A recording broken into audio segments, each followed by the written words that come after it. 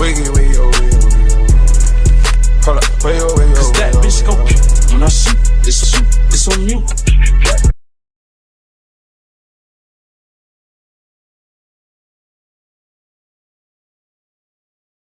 Yang pertama, yaitu tema. Tema dari cerpen Keputusan Keliru adalah penyelesaian. Cerita ini berpusat pada kehidupan karakter Yuni yang memiliki penyesalan terhadap keputusan yang diambil. Yang kedua, amanat. Amanat yang dapat diambil dari cerpen Keputusan Keliru yaitu janganlah gegabah dalam mengambil keputusan. Penting bagi kita untuk mempertimbangkan terlebih dahulu konsekuensi di setiap keputusan yang kita ambil agar di masa depan tidak memiliki penyesalan. Yang kedua, di sini kami menganalisis latar. Yang pertama, latar tempat. Latar tempat yaitu berada di rumah Yuni. Bukti kutipan, sesampainya di rumah Yuni, aku disambut oleh seseorang pria dan ternyata pria itu Alex, suaminya Yuni. Yang kedua, latar waktu. Latar waktu yang pertama, beberapa bulan. Contoh kutipannya, beberapa bulan kemudian, Hani menemuiku di rumah. Yang kedua, jam. Kutipannya, selang beberapa jam, aku mencoba untuk menelpon Yuni. Yang ketiga, minggu. Contoh kutipannya, 2 minggu kemudian, aku memutuskan untuk pergi menemui Yuni. Jadi yang ketiga itu latar suasana. Yang pertama, khawatir. Contoh kutipan, aku sedikit khawatir karena Yuni tak seperti biasanya ketika dia menelponku. Yang kedua, sedih. Aku sangat menyesal dengan semua yang aku lakukan. Ucap Yuni sambil tersiak-siak. Yang ketiga, haru. Wajahnya mulai sedikit cerah, seakan langkah baru harus dimulai untuk meraih harapan yang lebih baik. Yang berikut yaitu sudut pandang. Pada cerita ini, menggunakan sudut pandang orang pertama.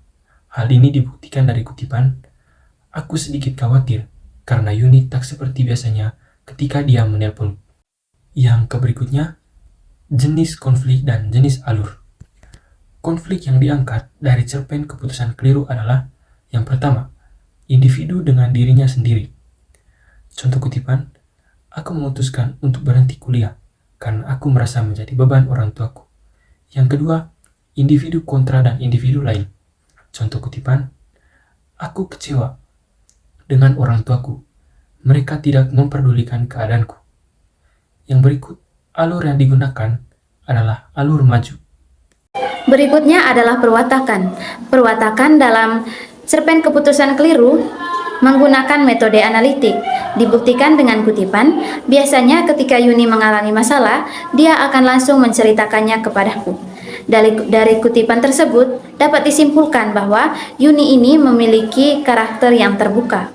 Setelah kami membaca cerita Keputusan Keliru, kami menyimpulkan bahwa tokoh antagonis dalam cerita ini adalah orang tua Yuni dan juga mantan pacar Yuni yang bernama Theo.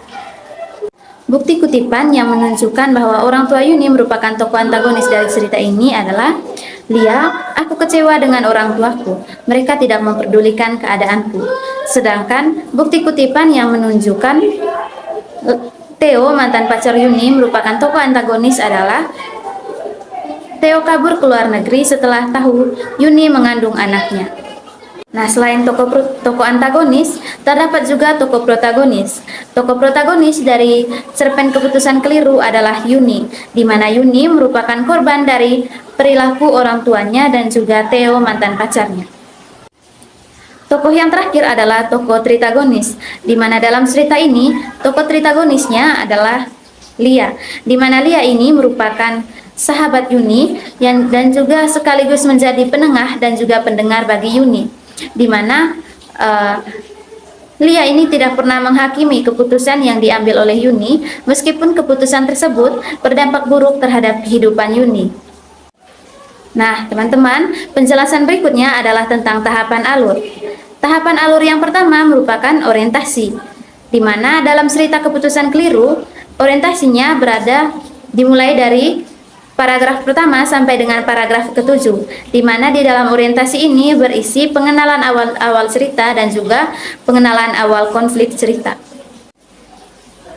Tahapan alur yang kedua adalah konflik. Dalam cerita Keputusan Keliru, konfliknya dipaparkan dimulai dari paragraf 8 sampai dengan paragraf 14. Tahapan alur yang ketiga adalah antiklimaks, di mana di dalam cerita antiklimaksnya mulai dipaparkan dari paragraf 15 sampai dengan paragraf 25, di mana di paragraf-paragraf tersebut Yuni sudah mulai menyesali keputusannya. Tahapan alur yang keempat atau tahapan alur yang terakhir adalah penyelesaian, di mana di dalam cerita penyelesaiannya dimulai dari paragraf 26 sampai dengan paragraf 31 yang berisi nasihat yang diberikan oleh Lia untuk Yuni. Oke, selanjutnya adalah nilai-nilai. Nah, di dalam cerita keputusan keliru terdapat dua nilai yang kami amati, yaitu nilai sosial dan juga nilai moral.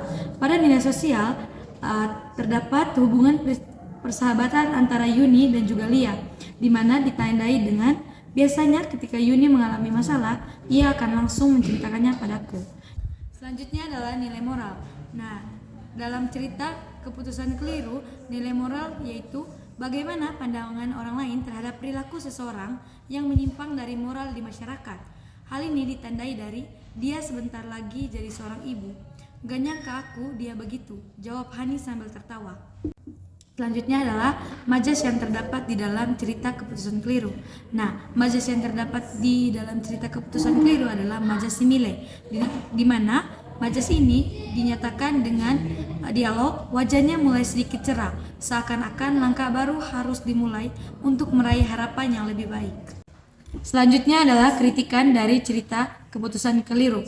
Menurut kami, cerpen yang berjudul Keputusan Keliru menggunakan bahasa yang sederhana, sehingga sangat mudah dimengerti oleh para pembaca dari semua kalangan. Konflik yang disajikan atau diangkat juga merupakan masalah umum yang sering terjadi di masyarakat, seperti pertengkaran dengan orang tua sampai dengan kehamilan di luar nikah. Tetapi, kekurangan dari cerita ini yaitu alur cerita yang terkesan terburu-buru, sehingga membuat para pembaca kurang bisa menikmati dan merasakan suasana dari dalam cerita. Bagian terakhir dari analisis cerpen Keputusan Keliru adalah pandangan penulis. Menurut kami, penulis ingin mengangkat masalah moral yang masih sering terjadi di dalam masyarakat, khususnya pada kaum perempuan, di mana saat hal-hal buruk terjadi, yang lebih sering dirugikan dan disalahkan adalah kaum perempuan. Selain itu, penyesalan yang dialami juga lebih sering terjadi pada kaum perempuan, karena perempuan lebih sering dijadikan satu-satunya orang yang akan memikul dampak dari perbuatan yang akan terjadi. Contohnya dari cerpen tersebut adalah kasus dari Yuni. Make it clap. I got 3 old thoughts, new guap, where that thing, bitches on the line, and you know